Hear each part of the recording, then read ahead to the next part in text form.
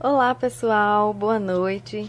Gente, eu quero compartilhar aqui com vocês algo que para mim é muito importante. E eu não queria guardar só para mim, porque talvez, quem sabe, mais alguém aí esteja precisando ouvir isso que eu tenho a dizer.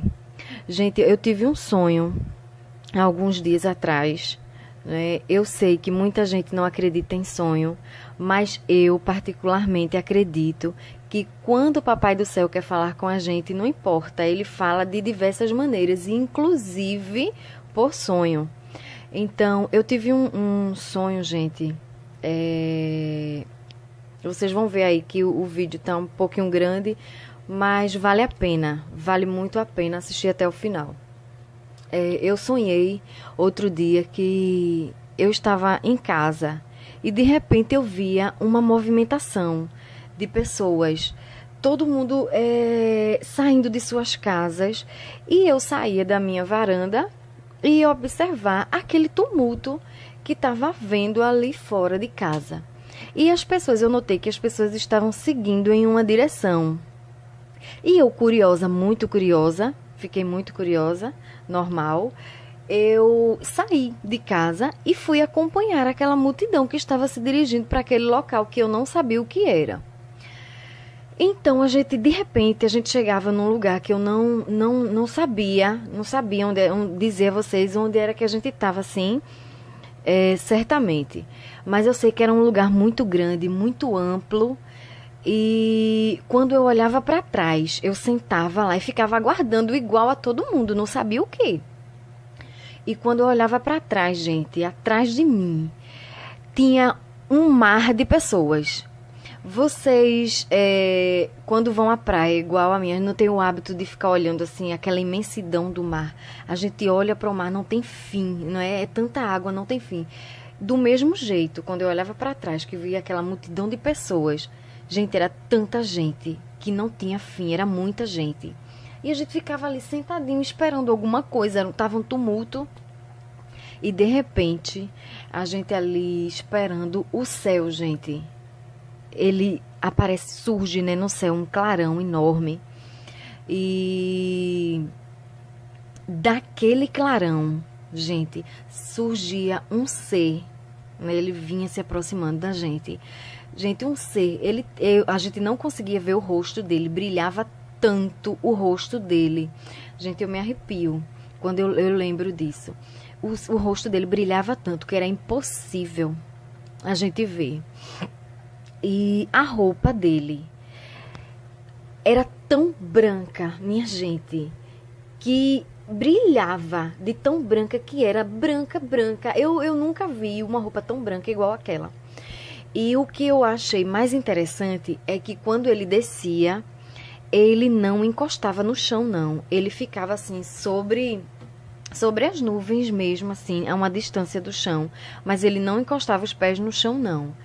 E naquela medida que ele se aproximava assim um pouco da gente, ele começava agora a estender a mão, né, para algumas pessoas e chamava. Ele dizia você.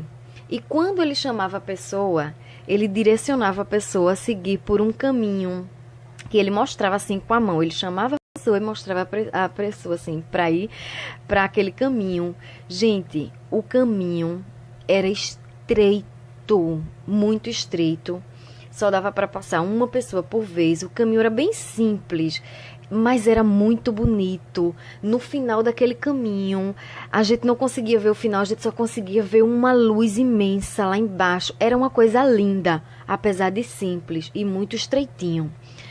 E ele começava a chamar algumas pessoas. E de repente, né, quando ele chamava as pessoas, começava a chamar, tinha uma moça bem do meu lado, assim, do meu lado, uma moça muito jovem. E ela se inquietava e dizia assim, ela falava assim, diretamente para ele: Senhor, eu estou aqui na primeira fila. E por que o senhor não me chama? Ela falava assim, bem nesse tom mesmo com ele. Estou aqui na primeira fila, pertinho do senhor. O senhor chamou gente lá de trás, lá do outro lado. E por que o senhor não me chamou? Eu estou bem aqui na sua frente.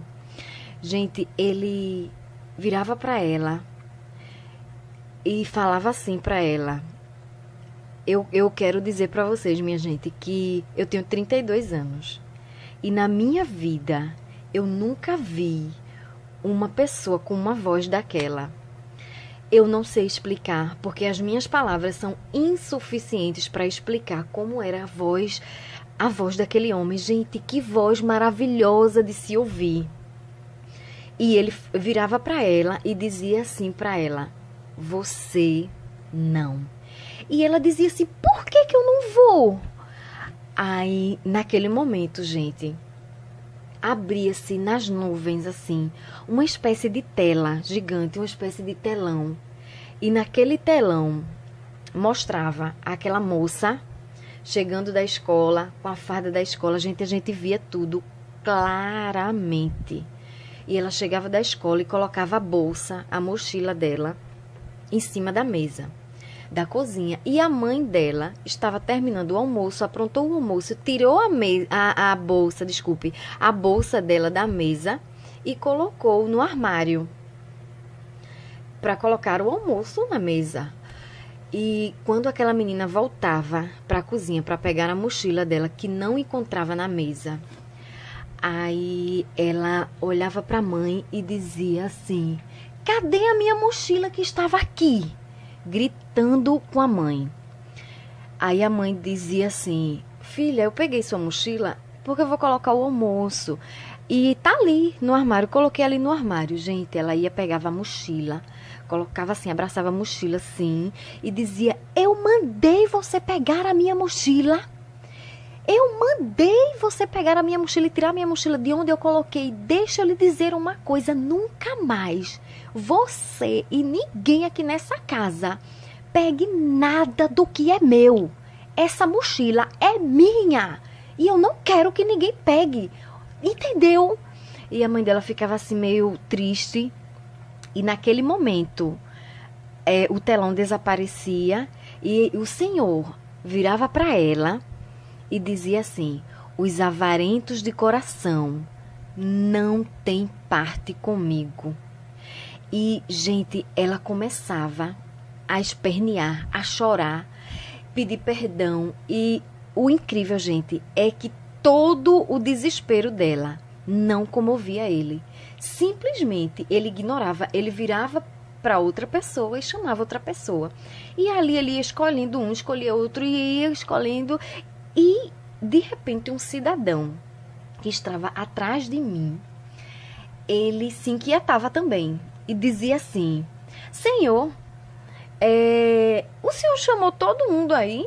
Não é mais fácil o senhor me chamar, que eu estou aqui bem pertinho, não? E aí o senhor virava para ele. Gente, eu entendi naquele momento o que era que estava acontecendo.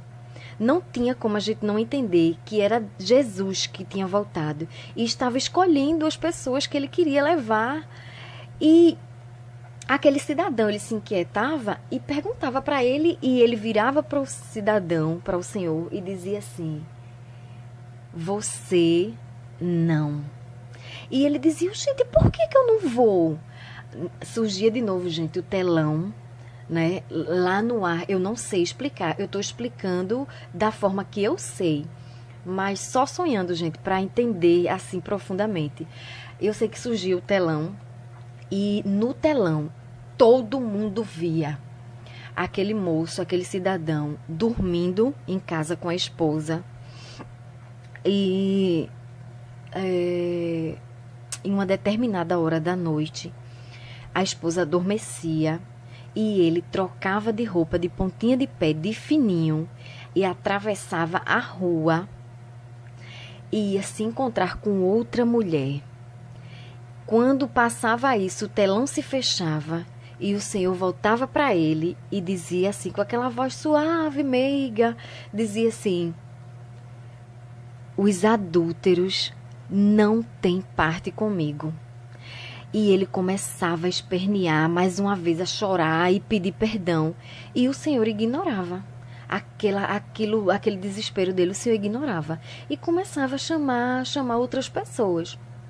E aí chegou a minha vez de me inquietar, gente. Eu estava na primeira fila. E E nada dele me chamar. E aí eu fiz igual ao rapaz e a moça. Eu disse assim: Senhor, eu estou aqui tão pertinho do Senhor e o Senhor ainda não me chamou. Por que que o Senhor não me chamou?